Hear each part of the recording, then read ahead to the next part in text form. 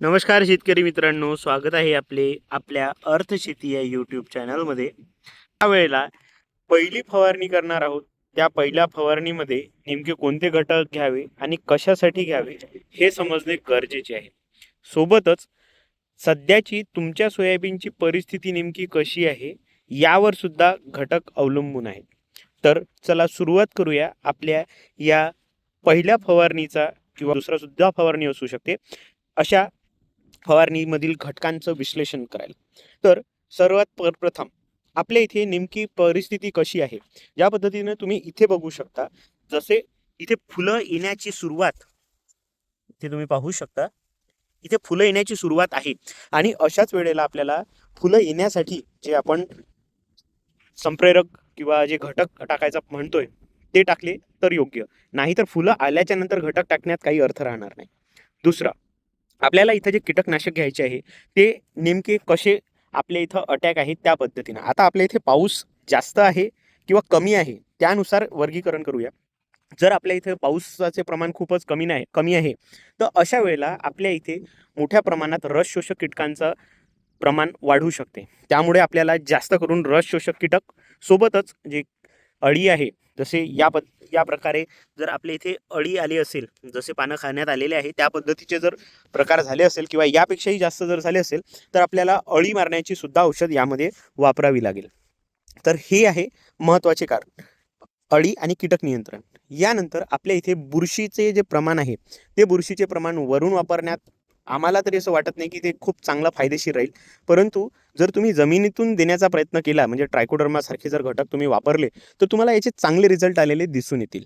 तर फवारणीमध्ये तुम्ही मुख्यतः बुरशीनाशकचा वापर केला तरीही चालेल, पण ते कॉम्बिनेशन मधलंच घ्या. म्हणजे कॉन्टॅक्ट आणि सिस्टमिक हे जे आपण म्हणतो त्या पद्धतीचे फंगीसाईड आपल्याला वापरावं लागेल.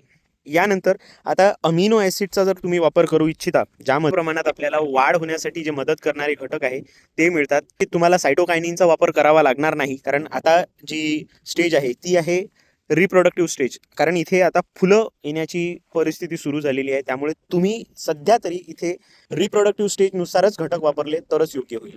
आता महत्त्वाचं नेमके इथे काय काय घटक वापरावे. सगळ्यात महत्त्वाचं जे तुम्हाला सगळ्यांना माहिती आहे, +40 हे जे कॉम्बिनेशन आहे प्रोपेनोफॉस, ते तुम्ही वापरू शकता. यानंतर 50+5 हा जर वापरला तर अळीचं सुद्धा नियंत्रण होते आणि सोबतच आपल्या इथे जर जे रस शोषक कीटक आहे यांचं सुद्धा नियंत्रण होते.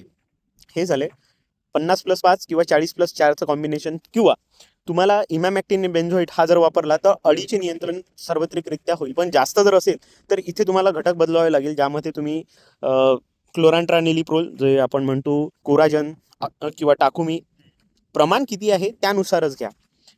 यानंतर आपण दुसऱ्या घटकांकडे वळू, जे म्हणजे फंगीसाईड. फंगीसाईडमध्ये तुम्हाला कॉन्टॅक्ट प्लस सिस्टमिक फंगीसाईड वापरावे लागेल, ज्यामुळे आपल्या इथे मोठ्या प्रमाणात जर फंगस असेल, बुरशी असेल तर त्याचं नियंत्रण करायला आपल्याला योग्य राहील.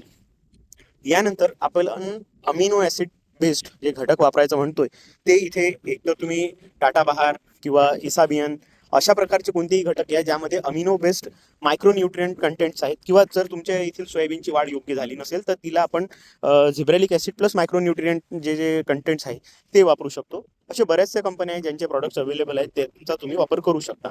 तर हा तर होता सगळ्या महत्त्वाचा कंटेंटच्या बद्दलचा इन्फॉर्मेशन.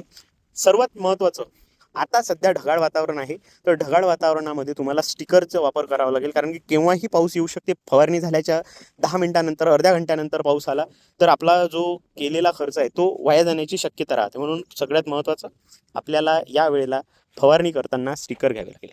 तर अशाच नवनवीन माहितीसोबत भेटत राहू. तोवर आपली काळजी घ्या आणि आपल्या अर्थशेती यूट्यूब चॅनलला सबस्क्राईब करा. धन्यवाद.